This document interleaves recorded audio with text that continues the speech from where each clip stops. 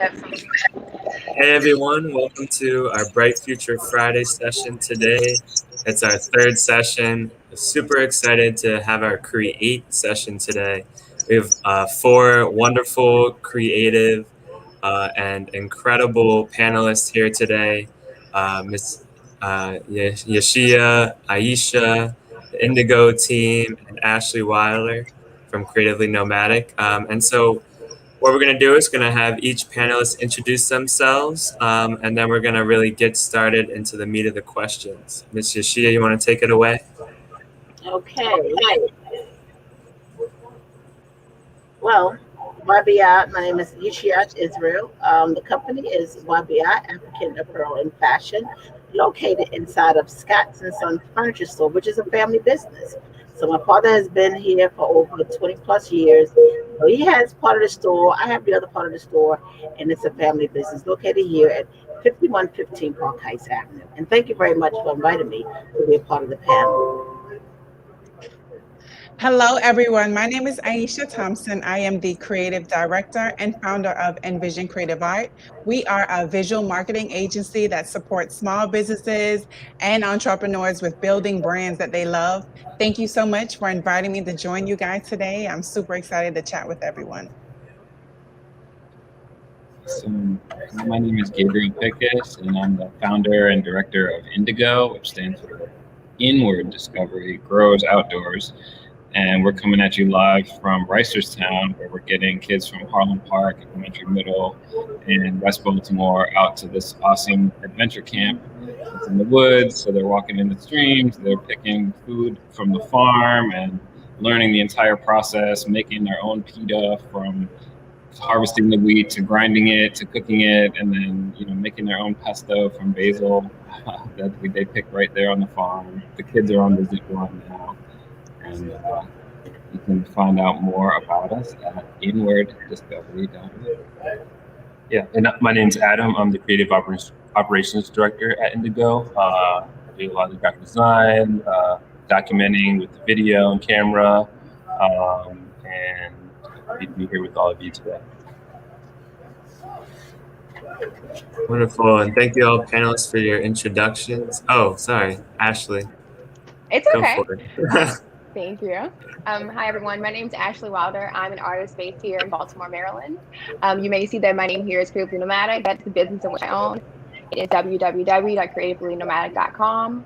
I create pieces that authentically represent Black and Brown people, primarily women and children at the moment. So I would love to do more with you about it. And thank you for having me. Thank you for being here. And I just shared both the Creatively Nomadic website and Inward Discovery website. I'll share the other sites as well if you want to take a look. Really excited to have these folks here. And please, please, please drop questions in the comments throughout the session. We're going to take your questions and run with it. Really excited to have you all here today. All right, so our first question today is, what was your first job ever and your first job in a creative field?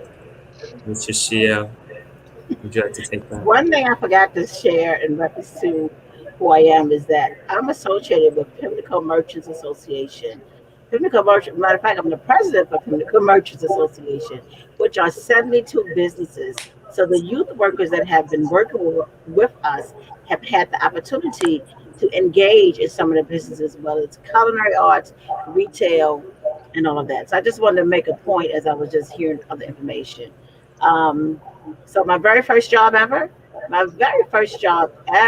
was at a pizza place. And the pizza place, it was great. It was new, it was different. I was in high school, and the best part was the tips that I made. I didn't make a lot, but the best part was the tips. So I enjoyed working at the pizza place. So that was my very first job. Between nursing, volunteer, pizza place was the money. Awesome. And how about your first job in a creative field? My first job in a creative field was, I worked for a lady that was, her name is Ghana, and her name is Vida. and Vita sold fashions for big celebrities, and I had the opportunity to travel to Ghana, West Africa, very first time. It was amazing. It was so amazing, and so we was there to collect clothes, to collect items, and so that's how I got involved in the fashion field and the fashion world. Just being able to see fashion from all countries, all styles, and all culture. So that's how fashion began, and that's how I began. They gave me the pink slip. You don't know what the pink slip is. I mean, they no longer wanted you for your job. So they gave me the pink slip, and the vision for me to be on this road was just have been remarkable. So it's been definitely a great experience. Awesome. Aisha, how about you? Yeah, so my first job ever was working in like a printing press supply factory. I actually was raised in Kingston, Jamaica, and I was about 9 or 10, and my role was to pack the crayons in the crayon boxes. So the crayons came in boxes by colors, and then I packed them, and right behind me was a printing press where they printed labels, flyers, brochures. And at the time, I had no clue this was what I wanted to do. So it's funny how things come full circle around. That was my first job ever, and it was a family business. As far as my first job working in the creative field, I have a background in fashion. So I kind of went to school for fashion merchandising. And one of my first jobs, I worked as a marketing associate for a high-end designer in New York. And one of the requirements of that job was that you had to know Photoshop. And I'm sure, Andam, you're familiar with Photoshop, and probably, all of us are familiar with Photoshop. Mm-hmm. I had no clue, guys. I was like, yeah, I'll figure it out. It's not a big deal. Day 2 of working there, my supervisor was like Miranda from Devil Wears Prada. Anyone remember that movie? She was like, no joke. She's like, show me what you know. In seconds, she knew that this little Black girl had no clue.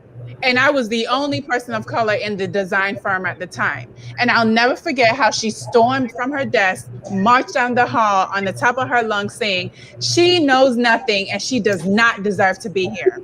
And you guys, I was so embarrassed because, they tell you, oh, fake it till you make it. Yes. So at that moment, yeah, right? At that moment, I made a commitment to myself that, I'm going to learn this Photoshop.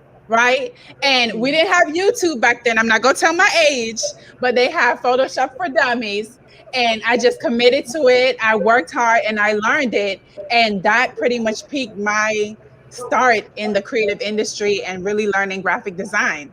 And 2 years later, I took Miranda's job. So it kind of worked out. Oh, cool. There you go. How about you, Adam and Gabe? Let's see, my first job, I'm from Chicago. I've been in Baltimore since 2006, though. So way back when I was maybe 15, I got a job coaching like 5 and 6-year-old sports for the Park District. So we had floor hockey, basketball, soccer, flag football. And so that's how I really got started working with kids. And then I was kind of a junior counselor at my summer camp. So I went from camp to after school programs. And then when I went to school out here, I ended up studying liberation theology and getting involved in Capoeira Angola, which is an African Brazilian liberationist martial art. And my teacher got me started teaching Capoeira in after school programs in Baltimore City. So then I started just, learning about the African Brazilian history. And, I'll go into the story more about how the story of liberation, leads us to where we are today in terms of getting kids outside at camp this summer, out after this whole pandemic and everything. So, yeah, so my first job I just created where I would sand down my friends' skateboards. And they would tear up their skateboards grinding, and I would sand them down and make stencils and spray paint them and make artwork. And I was doing that at 11 years old because I had no allowance or money, and I wanted to buy my own clothes and do my own things. So my first thing ever that I did was just start working with my friends on skateboards and bikes and just designing them and taping them off and spray painting them. my first actual job was at a grocery store, which was okay, which is cool to get, like, I guess, a paycheck. But I mean, that was at 16 years old. And then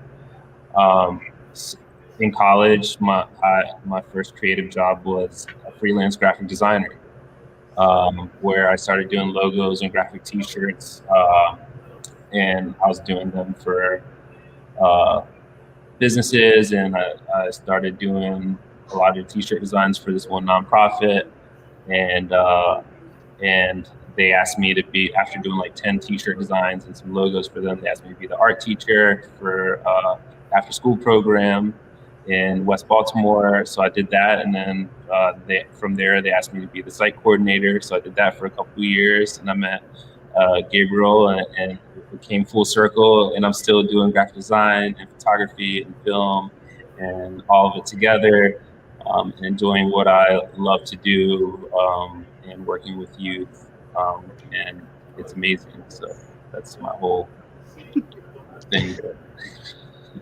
That's cool. Let me see. My first job, I was 14, and it was like a summer job, but it was our job to teach teachers how to teach kids. So they pretty much like observed us and tried to figure out the ways that we thought. That was cool, because not often you really get a chance to tell teachers, yeah, I don't think that way. Like, maybe like pivot. As a creative, my first job, I don't know if it counts, but it would probably be like doing commission work. So people see my work and ask if I could do something special for them. So like that's really how I got more involved into like being a real creative. Awesome. Super. You guys are all super interesting people. I'm glad we have all of you on here today. And liberation theology, wow. Super interesting. All right, so let's keep the conversation going. So we have some comments in the chat. Lillian Green is asking, what is your favorite part of your job? I'd love to hear what like the favorite part of your job is. Ms. Yoshida, do you want to take it first? Okay, well, the favorite part of my job I find is making people happy, and I would say making people happy, because emotions are very important when it comes to a shopper. So I'm in the retail business. So being in the retail business, when someone comes in, sees something that they like, they enjoy, they put it on, I do alterations, size them up, they are happy. So so for a woman to come in, or man, or anybody to come in and purchase something, it's a good feeling to see people have a good feeling in a positive way. They don't have to have any other kind of things to help them be positive and to be happy. So that's what I would say.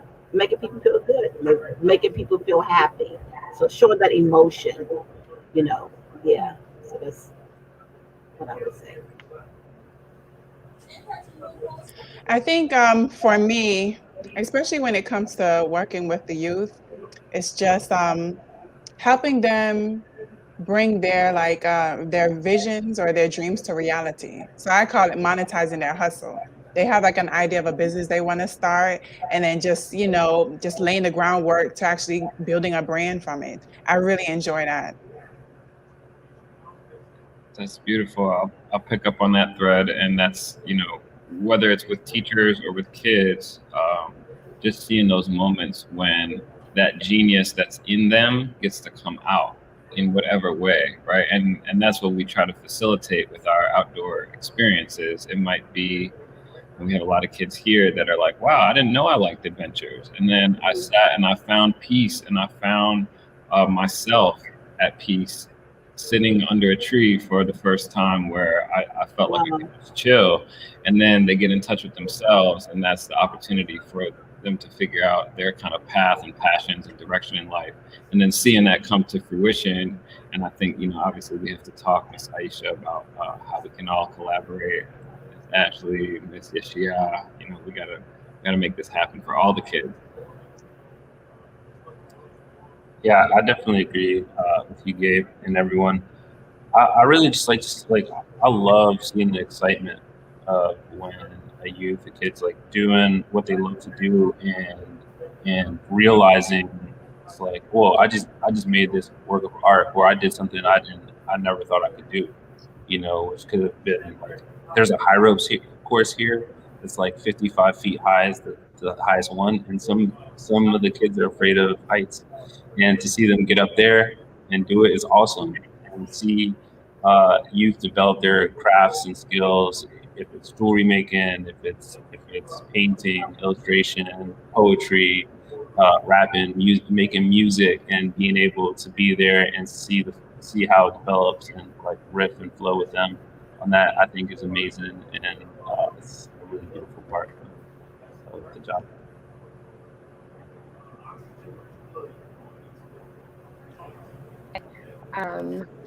For me, I think my favorite part about being a creative, honestly, is allowing or helping other people to recognize themselves, right? I think a lot of times, often, people struggle with being able to say, well, this is how I feel, or this is how I see myself in this space. And so that honestly warms my heart. It's really the interaction you have with someone, finding themselves in the work, honestly. Because for me, I'm just like, I want to get this out. It allows me to be free, but to be able to meet someone off the street and they say, I thought this, your work made me feel this way. I think it's a freeing experience that you get a chance to be a part of someone's life, even just for a moment. I think that's pretty cool. Yeah, that's really cool. And it's great to hear the parts that you really enjoy from your jobs. And kind of off of that, I'd love for y'all to talk about where you find your inspiration for the creative work that you do. Kind of what motivates you to do that type of work. Mr. Shi, do you want to take it first again, or does someone else want to jump in? Maybe someone else jumping my fault. Okay. Who's feeling it? Put the question up again. Yeah. I'm always ready. Go for it. So I think, there's a spark within all of us, right? And a lot of it is about getting out of our own way and removing the negative messaging that we've heard from society that makes us stop ourselves from being our authentic selves. So a lot of it is about getting out of our own way and understanding whose voice is ours, right? And not the voice of society or the voice of some naysayer, right? And really getting in touch with ourselves. So in a certain sense, my inspiration is the crisis that we have in education, right? Where it's clear that it's not working. And it's clear that, if we learn anything from all of this, it's that everything's connected. So, the economy and the health and the education systems are all connected. So, and from that, our work stems from reconnecting things that should never have been divided, right? For whether it's ourselves, each other, and the earth, and also academics, the arts, social emotional learning, and nature within and all around us. So, it's pretty easy for me personally to be really have that fire lit within me, to be like, no, this is the time, this is the generation, we have to make this change right now, just given everything that is happening at this moment. Yes, some of my inspiration comes from just like being under a tree, being out in nature, and like reflecting on all these different things. Like I remember being in school and not wanting to be in school, feeling like my teacher didn't care or about me, about like what I cared about, or just felt bored. And I felt like what we're doing is a way to connect all that, like to be outside and to find ourselves, outside in nature, and connect all the art and the math and social emotional learning, but like really feel good about it, not be told about facts, like, but actually learn things, the way I want to learn it, with my interests, with the art and with comics and with animation and all the other in music, learning. Gabe, you're talking about doing math, right? Beats per minute. making beats and music. Like that's the way that I feel I would be interested in learning, and that's what is inspiring me to do this creative work as well. I'll go. What inspires me? Definitely people. Just like interacting with people. I don't think people realize, myself included, the amount of facial expressions we make as we're talking. And to me, I think that that's all linked to some type of emotion you're feeling. So to be able to capture that, even a fraction of it, that's pretty intriguing to me. It allows you to focus on my memory, as well as incorporate history. I'm a history buff. So if there is something that's happened, whether good, bad, indifferent, or ugly, I pull on that to make sure that I'm reflecting something in my work.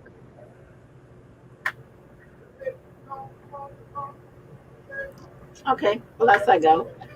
Where do you find inspiration for creativity work that you do? My creation, water and trees and nature, I have to have. It feeds my soul. It's good for my body, mind, and spirit. It's like when you closed in, you have to escape. Sometimes living in the inner city, I grew up in North Carolina. I was raised, so the grass, the woods, the trees, I'm familiar with it. So growing up in the inner city or living in the inner city, it takes a toll on you after a while. So you have to escape. So my escape is the trees, is the grass, is the water. So as I begin to escape and go to these places, it begins to keep my mind open and keep myself free so that I could be able to be the best person I could be. I could be able to teach that young adult. I could be able to give them the inspiration that they need to move their life forward and letting them know that life exists more than just the street that you live on, the block that you are. It's a big world that's waiting for you. And to jump in, because I know I didn't answer, for me, where I find inspiration is really understanding people's passions. You know, with design, a lot of times people think, oh, it's just something pretty.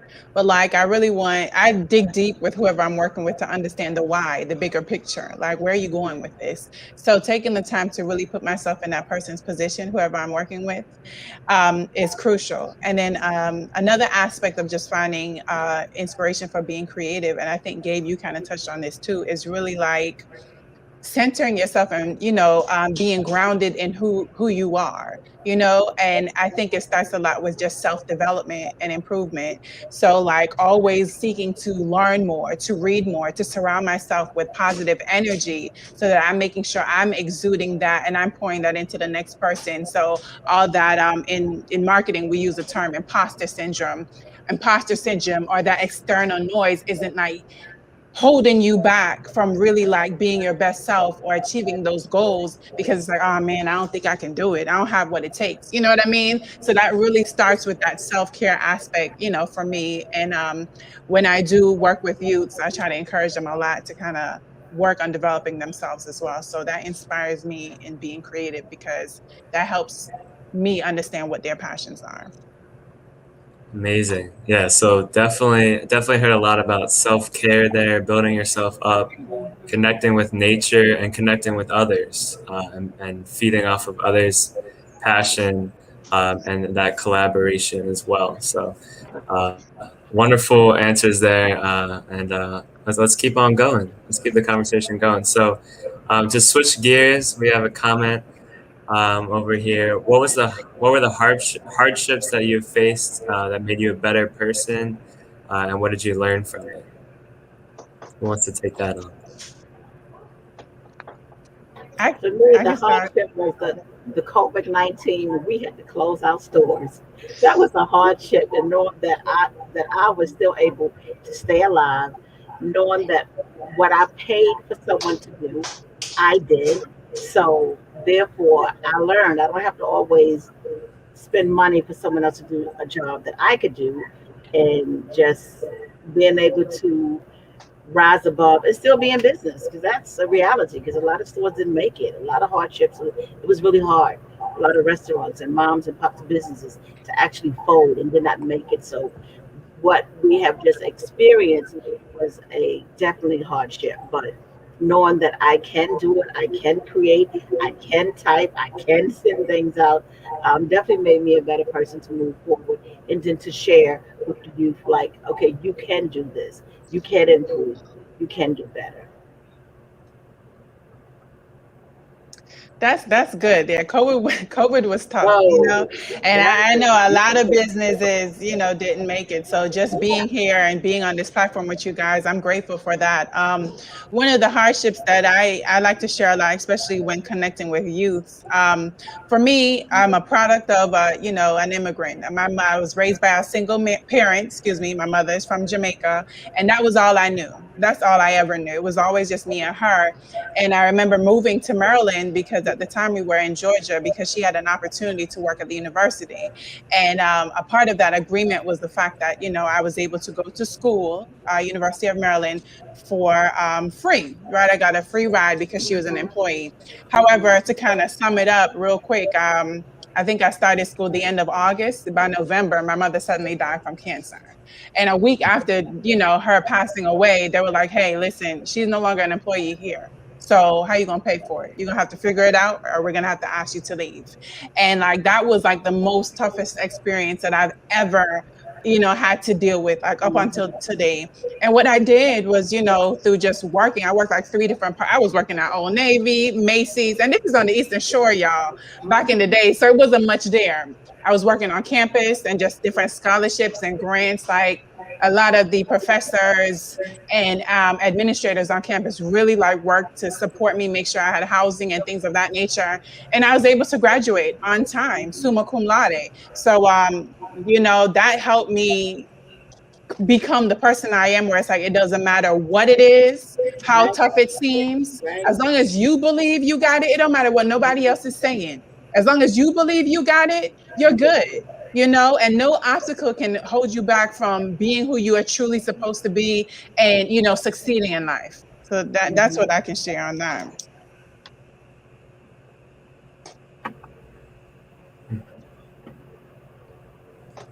Yeah, one of the hardships that I had, it was actually, I was 16 years old and I had to leave my house and I didn't know where I was going to go. And I thought about a couple different places where I could live. And a couple of my friends offered that I stayed with them. And what I decided was I really wasn't happy at home in my current situation. And I wanted to be happy, and I wanted to be in a place where I could feel safe and I could do the work that I need to do. And I wanted to make my life better. So I chose to stay at one of my friends' houses, and I was really able to focus on my schoolwork and my grades.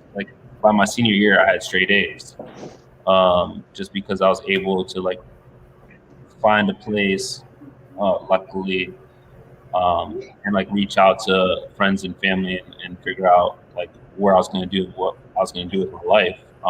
And I realized that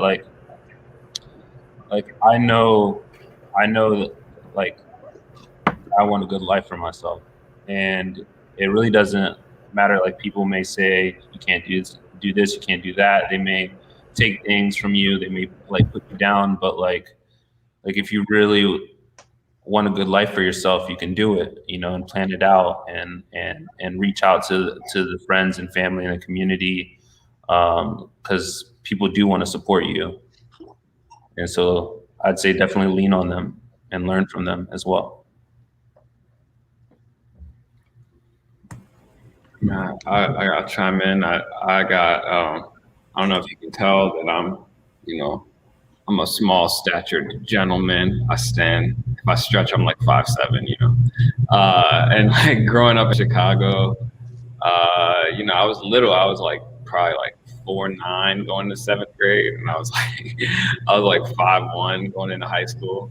And my high school had 3,500 kids, and I just got bullied a lot. Like the 8th graders would throw me in the bush or over the wall, or the seniors would put me in the locker, ball me up. And then I started taking martial arts, when I was about 14. And then people just stopped messing with me. I wasn't even good, but they just didn't want to. Like, it was like I took my own power, I was like, it was almost like a fake it till you make it kind of thing, but it was like I stood in it authentically. So that helped a lot. But more recently, I guess one of the things that I've realized is that, I had become attached to my own investment in certain people, in certain situations, in certain things, instead of really being honest with myself about what it was doing to help me, or what that connection was doing to help me help others and serve others, which I think is my purpose. So it sometimes, as a generous soul, people take advantage, right? And I kind of had some naivety about that, where I didn't want to really believe that people were like that they would just, manipulate me or try to take advantage of me to benefit themselves in some kind of way. So sometimes, people have to go. You have to remove yourself from toxic situations. You have to let people leave your life and claim your power and stand in your authenticity and be yourself. So I was listening to everyone speak. I was over here like, what is the hardship? And I know that I've experienced them. I would probably have to say the hardship that helped me to be better was probably being assaulted. So that was something that I really grappled with. But I think instead of leaning into the negative, it was something that allowed me to, seek out for myself. And so I was like, okay, Ashley, like, who are you? What do you want to be? Like, do you want to have this stigma attached to you? And how do you navigate through that space? So the thing that made me better, honestly, was therapy. And that is the one thing that I tell everyone to, go and talk to someone. Because oftentimes we think that we can solve our problems on our own for whatever it is. And you just need someone to listen to you and even give you, the right tools to make sure that you're okay. So that is what I have. Is that everyone? I think so. Yeah. We give fireworks for the kids, so it's like a clap, snap. So that's like how we celebrate what you. I like it. Fireworks for all. What was it? Clap, snap. That's firework. Yeah. I can only use one hand. Yeah, you all earned that and a self hug too. Thank you all for sharing. Come to your section. Yes, please. Mm-hmm. Come to camp, visit us. Definitely. Hang out. Maybe we'll get some youth workers to work camp next year. See if we can do that. Definitely connect with us. Yeah, for sure. All right, so we got another question. Say that again, Mr. Shia.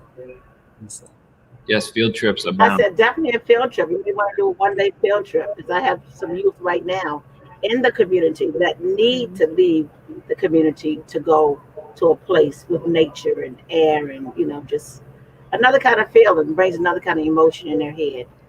So yeah, it's helpful and healthy. We will make it happen, Mrs. Shia.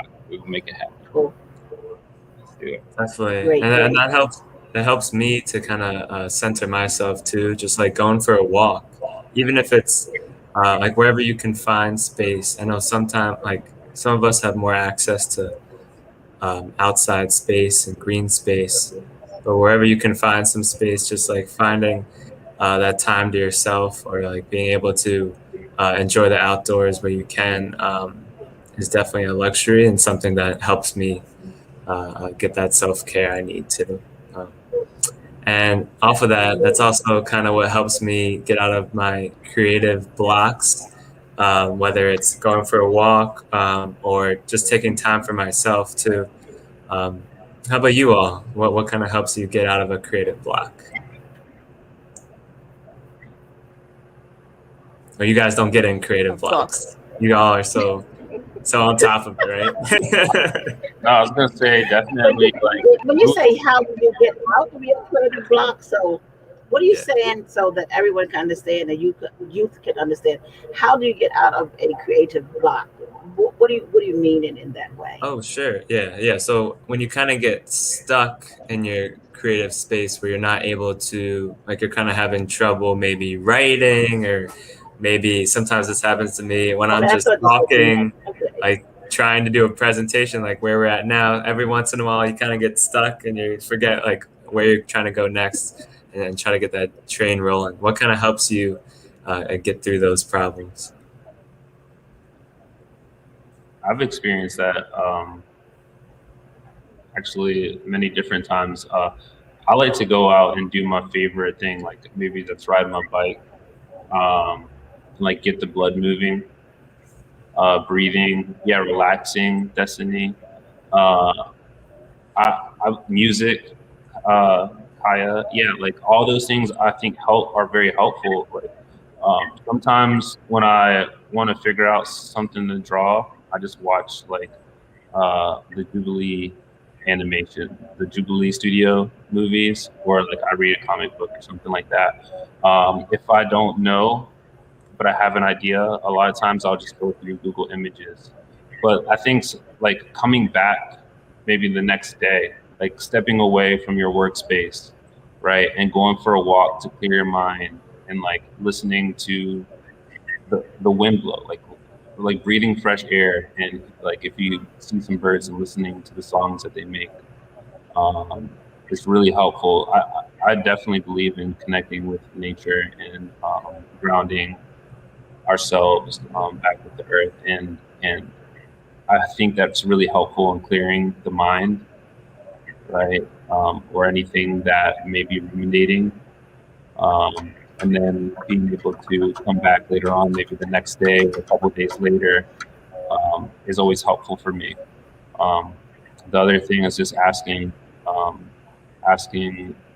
friends and family what they think about my work so far, and see what input they have.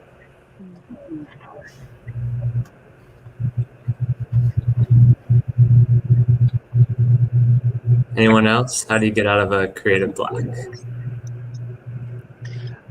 For me, definitely stepping away from whatever it is I'm working on, taking a break. A lot of times I need a nap, so I can come back refreshed with a new mind. Going outside, getting fresh air is always a plus. And if I'm really like high strung, have a lot of anxiety, or, I just can't figure it out, definitely taking a dance break. Throw on some Davido or some Sean Paul for me. Give me a good 10 minutes. Good Then choice. I'll be good to go. Wow. Yeah, and keep putting them, putting your read a answers in book. the chat as well. Yeah, Ashley, go for it. Honestly, read a book. Start cooking. I don't know what I'm gonna come up with, but I feel like I need to use my hands. So just stepping away from whatever piece that I'm working on, grab a book, maybe watch a TV show or something like that. But just like you have to walk away. Because if you force it, you're not going to be happy with the end result. That's really what I learned about it. Definitely. So taking time for yourself. Okay. Yeah, Well, that's really a hard question. Sometimes I have so many blocks I can get out of. Wow. Creative block. It's this, they have these African instruments. And this is one African instrument that I have. It's like a drum. And it's like you hold it in your hand and it, you move it like this and the drum like beats back and forth, back and forth, back and forth. So that sometimes I do that just to get the psychic out of my head. Like, okay, get the spider webs out, loosen up, hear another sound. Because sometimes when you hear another sound, it helps you to pivot. You kind of like turn around, like, okay, I'm ready. No, I'm not ready. Let me do it again. You know what I mean? So that sometimes hearing other sounds can help you to go to the next level. Get out the block. Sometimes you may need to travel, but they may need to just do something else. For adults, they can get on a plane, get on a train, walk around, ride a bike, go ride a go-kart, go to the archives, something to change the latitude. So yeah, it's a lot you could do. Yeah, But that's what I do. I think we're really onto something there in terms of, you know, whenever you're not in the flow, how to get back in the flow, right? So I think first step, I think everybody kind of hit on is like, first, recognize you're not in the flow, and then switch up your environment, right? And so I definitely resonate with the getting in touch with nature to get that, because that's ultimately where all the inspiration comes from for everything, right? Everything we've created is based on some kind of design that already exists in nature. So, I mean, I guess there's all these books about finding flow and the flow and positive psychology and all these tools. But ultimately, what they come down to is like, between going to the bathroom and cooking and eating and driving or going places, there's not really a lot of time to get the flow. And then you finally get that moment where you're like, oh, okay, now I'm gonna work on my stuff. And then you're in your own way again. You got so much stuff still on your mind. So, yeah, I mean, whenever we're feeling tension, then we punch each other to motivate each other in a healing way. We practice martial arts, but I think a lot of it has to do with understanding your gifts, right? And really like going back to what we talked about earlier about knowing self-knowledge, right? Knowing yourself, and then understanding consciousness itself, which is like, we're more like the radio in the car, right? And the flow is all around us, so you can tune into whatever station you want to, right? And I know, some of us will tune into 107.9, right, and do our dance party like that. Some of us will be on a different station, 92Q or whatever our vibe is. But we can do that when it comes to almost like when I'm really getting creative. It's almost like I'm receiving the inspiration rather than it's from within me. I'm receiving it from nature, rather than forcing it, right? I'm gonna use the Star Wars metaphor, right? It's the Force coming through us. So I'll leave it at that. I like the Star Wars reference coming in there. Yeah, so for me, I'd say when I kind of get stuck, like reaching for music for me, like reaching for drumsticks, my saxophone, or getting outside playing sports. I played soccer on every week, and that kind of helps me kind of calm down and also just like get the blood flowing and make sure I'm enjoying myself and taking care of myself. So like kind of whatever is your thing, try to find that thing. And again, thank you, panelists, for your awesome answers and your creative answers. Right, we're being real creative. Yes, Miss Ishia. You know what I say, Eric? Sometimes we could grind so much that if we don't take a break. I'm a workaholic, and sometimes you could grind so much that you just like really have to stop, physically stop, more so mentally than physically. And sometimes you just have to just stop. And sometimes when you stop, you just regroup from just stopping. Just stopping the regular, ordinary, everyday routine. So just stop your routine. Just do something just totally different. It may not even be much, but it's stopping the routine of the ordinary, because you grind and you grind and you grind and you want to get it done. You want to make it happen. So I just want to share that as I think about my life and what I have to share with someone else. So. Thanks. Yeah. So when you're running on empty, you got to fill yourself back up, right? Yeah. All right. So this is one of our last questions here, but we'll still take probably another question from the chat. What advice do you wish you had received as a young adult or youth when starting off your professional journey or starting to think about your professional future? Who wants to take that? I'll take it. Go for it. I would say if you hear me? Sorry. I would say if you get a no, be okay with hearing no, and don't just feel like that no is the end all be all. It could really mean no, not right now, or it's to turn you around to go in the right direction that's for you. So continue to work on yourself. If it is something that you truly want, don't stop. It could mean that maybe you don't have to work for someone. Maybe you need to work for yourself and, build your capacity a little bit more. So just keep going. I'm down with resting. You should definitely rest and take care of yourself. But all in all, just if you have a goal, do not stop until you get there.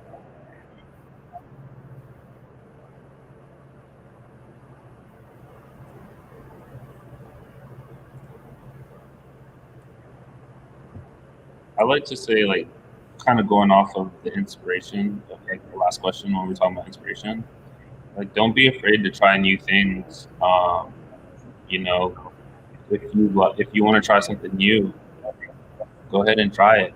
I think it's important that we are in a continual search for happiness and to make our life the best and like how we want it to be.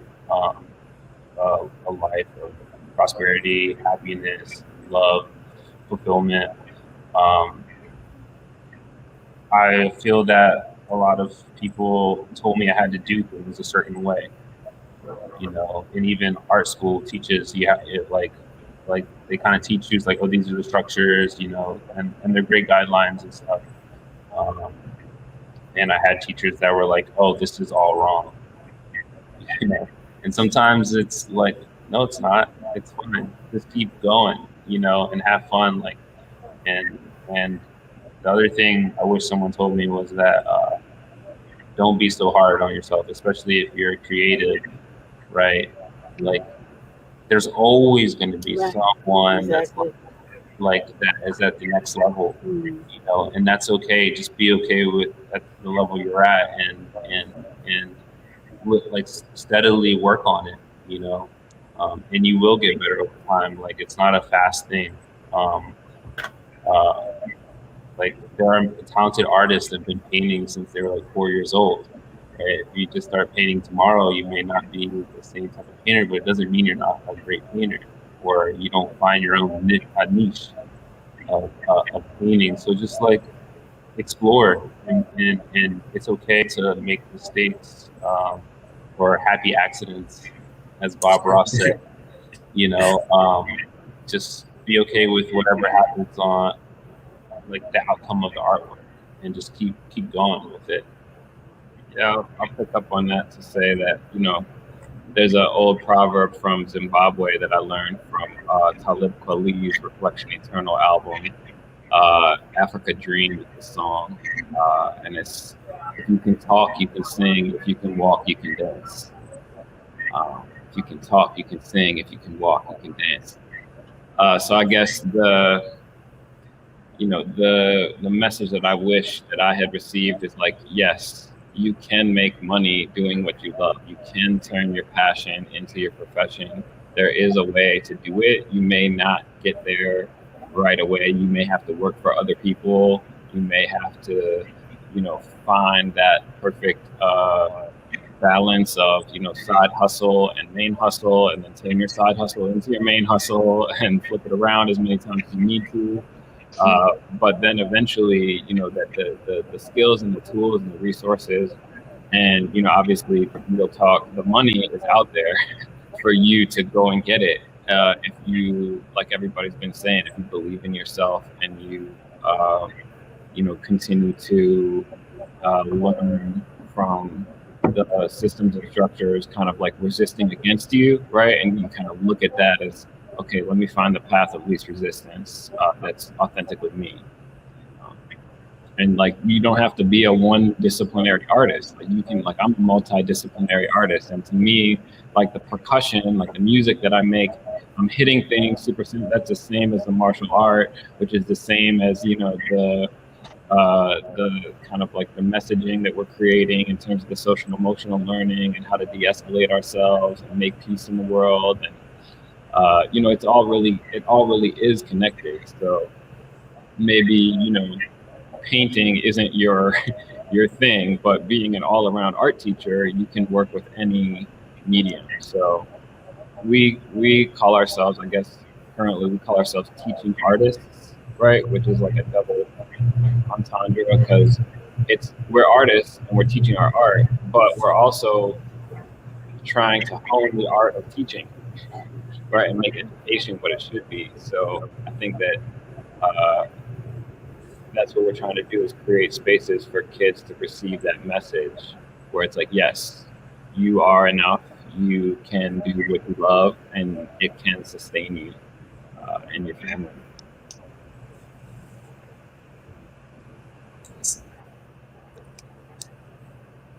Who else wants to kind of go off of that?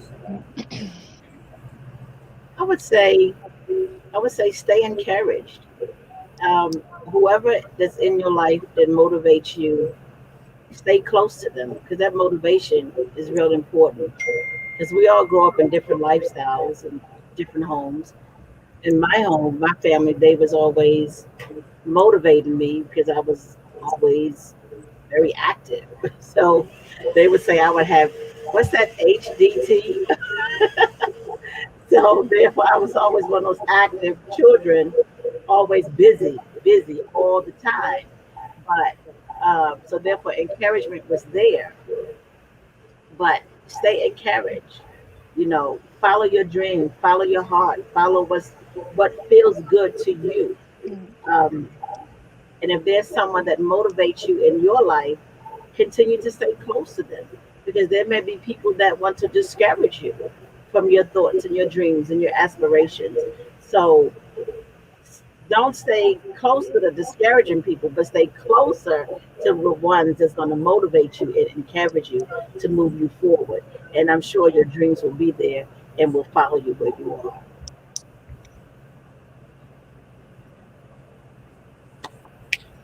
Yeah, snaps for that. Yeah.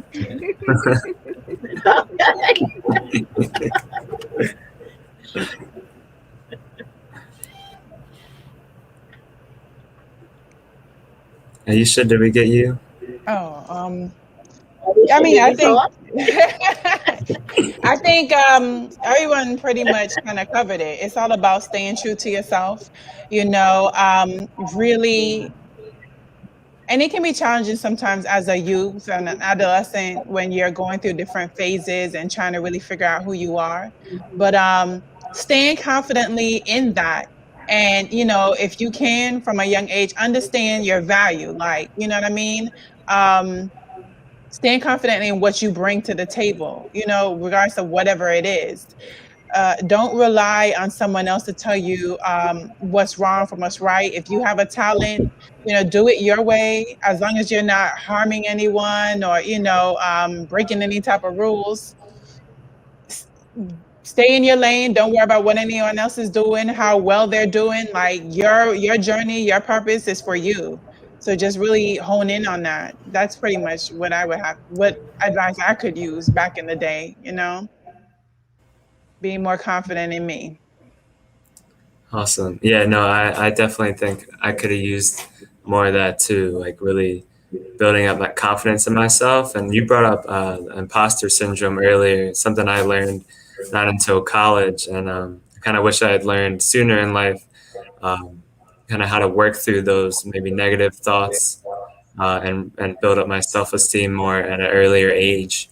But I'm glad I'm at where I'm at now. Someone in the comments asked, "Are you guys where you wanted to be when you were our age?" No, I wasn't totally sure where I was going to be, but I'm excited to be working to empower our youth here in Baltimore City. I thought maybe I'd be a musician or an athlete when I was young, and I don't necessarily do that for a living, and I'm kind of glad I don't. I'm glad I do it for fun. But I think that was an interesting question we received as well. And then to go off of Miss Yoshia's comment, having a team that's there to support you, having mentors there to support you, is such an important thing to consider. I kind of wish I also had reached out to older adults or other peers even that could have maybe been closer mentors to me. So I definitely recommend that and suggest that. So we're kind of nearing the end of our session. We appreciate all the interaction that we've had from all of you watching. I think we've had a really interesting conversation. I knew it would be, now that we're talking about creativity today, and our creative minds, I think, came alive here. Do you all kind of want to do a little closeout as we head out? Who wants to start with kind of a closeout? Any last things you want to share with our youth? Sure. I'm so happy to be here with all of you. I learned so much about the other panelists. Also, Khalil, yeah, I'm satisfied with my job. And I didn't think I was going to be doing what I was doing when I was like 16, 17, 18, 19, or 20. I didn't really know. I just was honestly following my heart and my intuition, and I ended up here, and I'm really happy and satisfied. And I'm always striving to go higher too. So I encourage y'all to do the same. Yeah, we're lifting each other as we climb, and I'm glad to hear he's satisfied with his job, because technically I hired him, but I just had to make that joke. But it is true. It's facts. It's facts. But yeah, one of our slogans is nurture your nature, and the other one is to be the star you are. So a lot of times we ask kids like basic questions about, who are you and what are we made of? And a lot of the responses that we get are like, well, I'm dirt, or I'm meat, or I'm, bones and skin. And it's like, okay, well, let's break that down to the elements that those are made of, and where those factually, scientifically come from are stars, and how we would treat each other and treat ourselves, knowing that we're scientifically and factually made of stars. So be the star you are. That's cool. Snap. That's really cool. It is. I like that. Oh my goodness. I would say. Okay, I would like. Oh, figure out like who you are. You're fine. You're fine. Go ahead.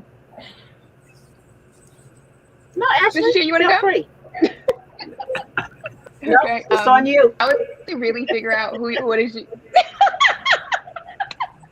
I would say really figure out who it is that you want to be, and stick true to that. I think oftentimes we have people projecting their thoughts of themselves and maybe some things that they're battling internally, and we take that on as our own, and you shouldn't. So if you know for a fact that you want to be an actress and that's something that you aspire to do everything in your power to do just that. Don't be deterred because someone else doesn't see the vision that you have. Only you have that vision. It's like giving someone else my glasses and expecting them to see what I see. It's not possible. I mean, maybe we have similar visions, but it's never going to be the same. So just remember that you have your vision, you have your path, stay on that. Everything else is just background noise. I love that. That was good. Thank you. Backward nation. Oh yeah, we are gonna. Okay, I would say stay true to yourself. Be a role model in your peer, whether it's your little sisters and brothers, in a positive way. Be positive. Be prayerful. If you don't know it, ask your family member what it's about. Most importantly, find your happiness and you feel your dreams. Write your thoughts. Write your thoughts. Write your dreams down and just read them every day. Because when you write your thoughts down and your thoughts are your dreams and you read it every day, eventually it'll manifest. Something around, people around will be connected to you. You'll be like, wow, how did that happen? So write down your thoughts, write down your dreams, and those things will manifest in time. So that's what I like to share. Yeah, I agree with that. I'll just say, design the life you love. And that starts with really like being consistent about writing that stuff down, because it's kind of scary, but manifestation is a real thing. So just design what you want to do. Don't let anybody tell you, don't let anyone limit you. That's my 2 cents on that. Right. That's Exactly. beautiful. All right. Well, thank you all for sharing your wisdom. I appreciate all of you showing up here today, volunteering your time, and really sharing yourself and being enthusiastic throughout this whole session. So, and again, thank you all to all of our audience members. I hope you have a wonderful weekend. You as well, panelists, and see you all next week. Have a good one. Thanks, Peace. Thank everybody. you. Bye, guys. Oh, Thank you. Happy Bye. Friday. Where's the love? But we got to do this, right? this one? Okay, good.